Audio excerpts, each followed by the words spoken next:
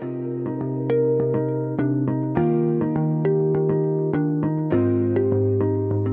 everyone, I'm Cass and this is the Mind Your Being podcast, a space where we'll explore health and what it really means to care for our whole being, our physical, mental and emotional health. Each episode you'll hear from leading health and wellness experts or everyday people who share powerful insights and lived experience. And sometimes it'll be just me, sharing thoughts, tools and reflections from my own journey. More than anything, I want you to feel supported, encouraged and empowered to make informed health choices that feel right for you. If this sounds good to you, please enjoy. Hello and welcome to Mind Your Being. This is our first episode back after the festive season. And as we step into a new year, I wanted to create a short episode that feels like a gentle exhale. So not a push, not a list of the things you should be doing, but a space to reflect, reset, and begin your year in a way that feels kind and realistic. This is a time of year when behaviour change is often at the top of a lot of people's to-do list. We feel like we need to become a new person, set some goals, work on achieving them for the year. But often the whole goal setting or resolutions process can get quite overwhelming. So I just wanted to do a brief episode on how we can look at behaviour change and the things we can do to increase our chances for success, but to also do it in a way that feels authentic and self-compassionate rather than rigid and self-critical. So if you're listening to this at the start of the new year and you're already feeling tired or unsure, or you feel a bit behind already, I want you to know you're not alone. There is nothing wrong with you. You haven't failed at anything. You're human, and this is a common feeling for a lot of people, especially at this time of year. And I encourage you to start where you are. Everyone is an individual, everyone has different goals, and everyone is starting from a unique place. What your goals or intentions look like for the year ahead are going to be different to other people's, and that's perfectly fine. We're all different. With this episode, it's an invitation to approach the new year with more openness, more self-compassion, and maybe a slightly different lens with regard to behaviour change. Before we get into it, I just wanted to say how grateful I am for you for taking the time out and listening today. Hands down, the best part of creating this podcast is the connection with others and building a community of like-minded people. The fact that you've taken time out today to listen to this, I really appreciate it. So at this time of year, we hear a lot about New Year's resolutions, and for some people they can feel motivating. But for many of us, especially in midlife, when we have so much going on all at once, resolutions can feel rigid and heavy, and they can end up feeling quite restrictive at times. Resolutions tend to be outcome-driven. We're totally focused on the outcome. If we do this, we're going to get that outcome. Resolutions focus on specific end goals, and they often carry an unspoken message that if we don't meet them, we've failed. Resolutions create that all or nothing kind of thinking, and they can create a lot of pressure. And when life inevitably gets in the way, when we're not tracking how we should be with our resolutions or how we thought we'd be going, the feelings of guilt aren't far behind. So rather than use the language, and it's just a simple thing, but rather than use the language resolutions, I prefer to use the word intentions, because intentions are different. They allow for more flexibility and they're process-oriented. So they're not just focused on the end goal, they're also focused on the process, what the journey looks like along the way. They focus on how we want to live and what matters to us rather than just ticking boxes of the end goal. So resolutions, as I said, create that all or nothing thinking, and often it's just about achieving that end outcome no matter the cost to us along the way. But intentions when we focus on the process, allow for a more flexible, compassionate approach. It's not just solely focused on achieving that end outcome. Intentions allow room for adjustment, for learning, for compassion. They invite us onto the journey rather than judging ourselves purely by the destination or the end goal. So, for example, a resolution might sound like, I will exercise 5 days a week. But an intention might sound like, I want to support my strength and energy in a way that fits my life. So it's just a simple reframe, but one creates pressure. I will exercise 5 days a week, or inevitably, I'm going to feel guilty if I don't live up to that standard. The other one's a bit more flexible and open to whatever pops up in life. So the other creates possibility. You're still moving forward in the direction that you want to be exercising more, but you're not locking yourself into a rigid 5 days a week. And for many people, intentions lead to more sustainable change because they align with our values and they support a kinder relationship with ourselves. Now, I know it might sound like a really small difference, and you might be asking, what's the point in changing the wording? Words matter. The takeaway here is there is a slight difference. Resolutions focus on the rigid framework where we're purely focused on the end goal, the outcome. But intentions are softer, they're more open, they're definitely less rigid, and you're still moving forward with your behaviour change, but in a more compassionate manner. You're focused on the process rather than purely just the outcome. So now I wanted to talk briefly about how to go about making sustainable behaviour change, because it's not just about willpower or discipline, as some people seem to think. We're all human. So this is where the science really meets compassion. And I know some people think that if they're not really hard on themselves or kind of punishing themselves or following an all or nothing process, then they feel like they won't get to their outcomes. But the science actually shows that sustainable change is not created with rigid frameworks and all or nothing thinking. You can still change your behaviour using a self-compassionate approach. So if you've set some intentions for your health and wellbeing goals for the year ahead, I want to talk about 4 ways or 4 considerations for you to think about when you're looking at changing your behaviour, because taking these 4 things into account will really help you create that sustainable change. So the first one is start small. Start smaller than you think. One of the most important things to remember is this: habits that are easy to keep build confidence, and consistency beats intensity. If you break your end goal down into smaller tasks or smaller habits that you need to do to fulfill that end goal, it's going to give you confidence along the way each time you meet one of those small challenges. We often think change has to be big to matter, but it's the small, repeatable actions that actually stick. So what is a small action for you is going to be different to what is a small action for me. Start where you're at. Start at your ability and your level where you're at. Look at the goal you want to reach and create a series of small habits or small goals that will lead you to your ultimate end goal. Say my goal is I want to complete a 5-kilometre run sometime this year.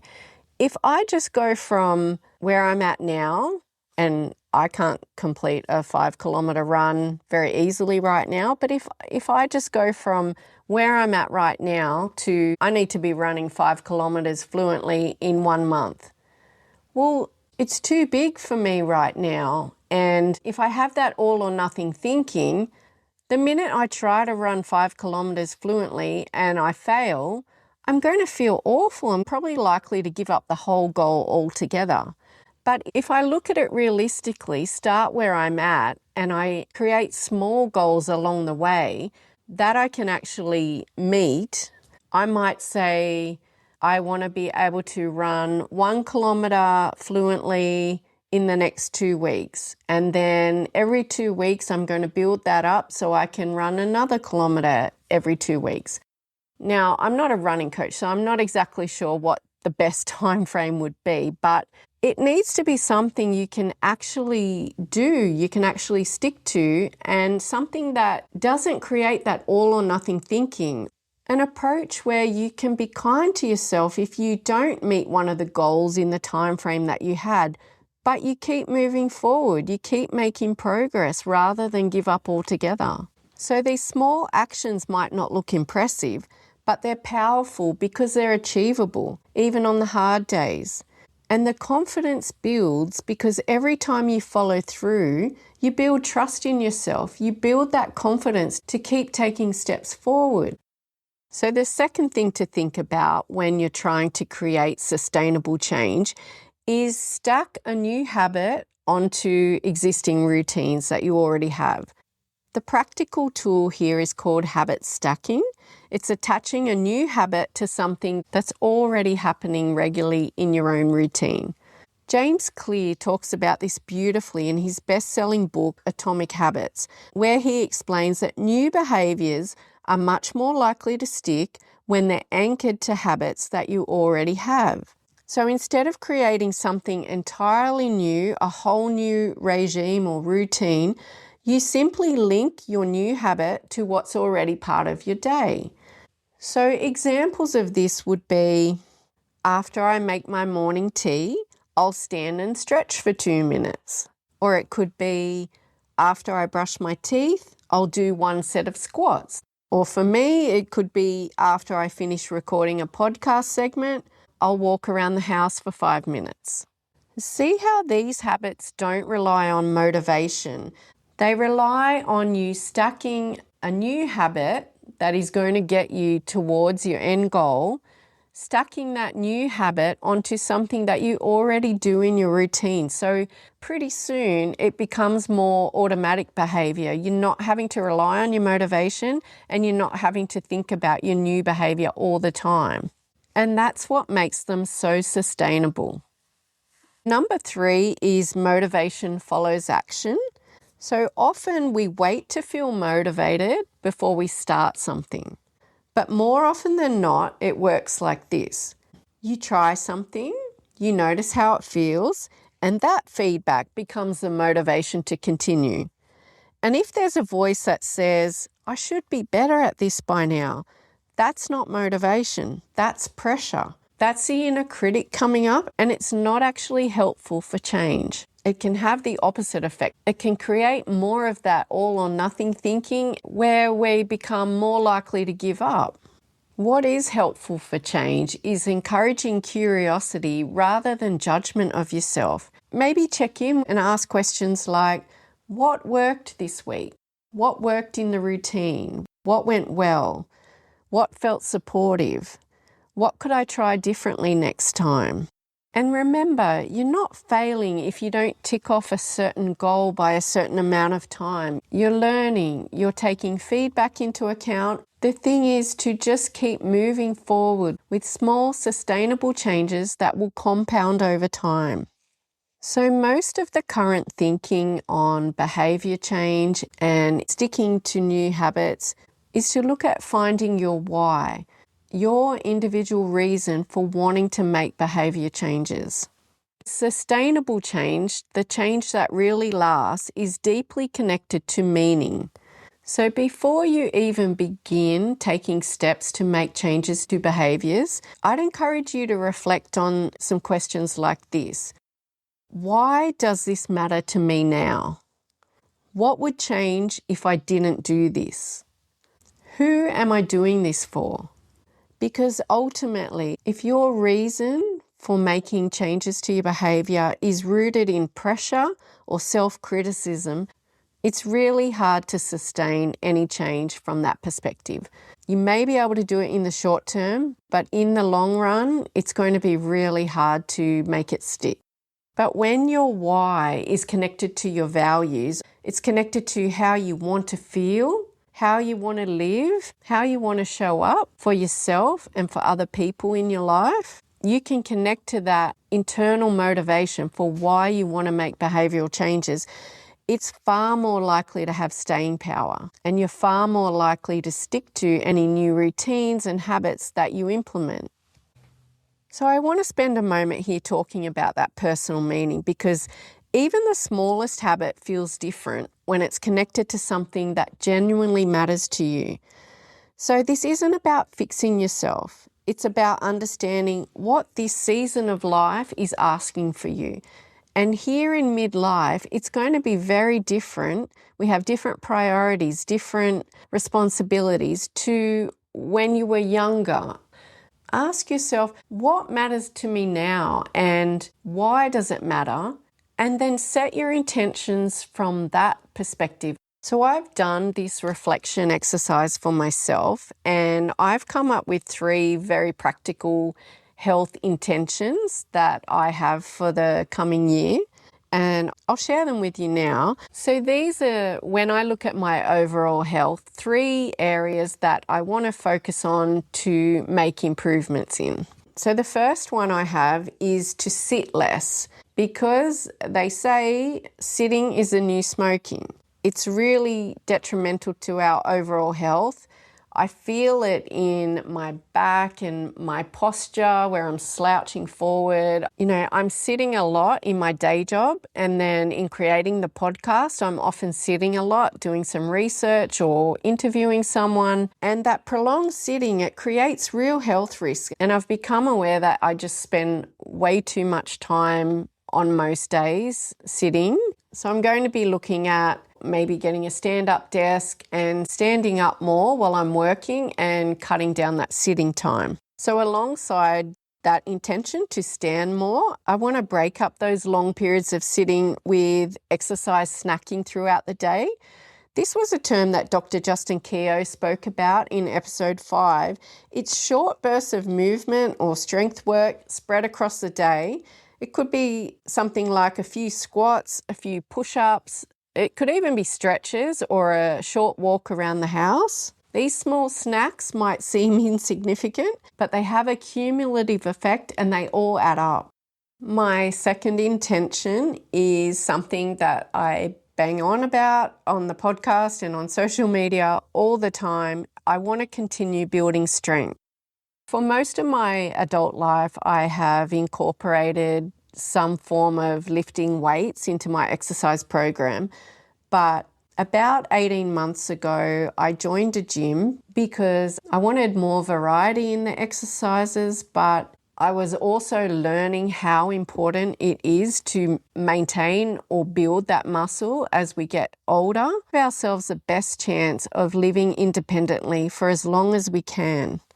A couple of months before Christmas, my husband bought me 5 personal training sessions with one of the trainers who trains a lot of the midlife women and men at the gym that I go to. And in working with him over those sessions, I was able to increase the loads that I was lifting. And so I've asked him to take me on as a client on a fortnightly basis going forward. I'll share a quick story here about my experience in the gym a few days before Christmas, because this ties into my third intention. So the trainer set it up that I would be training with my gym bestie, Kerry, who also trains with the trainer. And it was an intense session. Kerry is like a machine. She just works so hard and she's so strong. She never complains about the number of reps, whereas I probably sound like I'm giving birth or something. I'm always like complaining or, oh, that's enough reps, or the weight's too heavy, or... But anyway, we were training together. I was all going well. Kerry was lifting heavier than me, but I was going well. I was keeping up. And then right at the end of the session, when I went over towards my bag, I felt like I was going to pass out. And I was like thinking, oh my God, what do I do? So I grabbed my gym towel. I sat on the floor and I had my head slouched on one of the gym benches because I didn't feel like I had the strength to make it to the bathrooms. And Kerry come across from the other side of the gym and she's like, oh my God, what's happened? And she was like sitting on the floor with me, trying to see if I'm okay and trying to comfort me. The trainer ended up bringing over some red jelly beans because honestly, I thought I was going to pass out. The red jelly beans did the trick, but it must have been a sight anyway. And a few days later, my husband was at the gym and one of his mates come up to him and said, "Is your wife okay?" And he goes, "I saw her working out with the trainer the other day." And then I turned around and she was on the floor and I was like, "What's happened?" Anyway, it's funny now, but it reminds me that progress isn't linear and listening to your body matters just as much as showing up. So my third intention for my health is to keep exploring what supports my energy the best, particularly with food. I've noticed that I feel better when I take in a lower amount of carbohydrates during the day. But rather than have rigid rules, I'm going to stay curious about what helps me feel well. So I'm going to be playing around with lowering the carbs, increasing the protein, increasing the good fats, and try and check in with myself, see how I feel with that approach and see if I can sustain my energy. I always have to pay attention to what I'm eating because my energy levels can be quite up and down depending on what I'm taking in. I've seen doctors and dietitians about this, but ultimately the advice I received was to take a drug called metformin. The idea was to slow the gastric emptying throughout the stomach, but I didn't love how I felt on that drug. So I'm also looking at tracking my glucose levels later this year with a continuous glucose monitor for a period of time because I want to see the impact that different foods have on my blood glucose levels, but predominantly on my energy levels, on how I feel. And so, yep, that's a work in progress for me. They're my 3 health intentions for the year.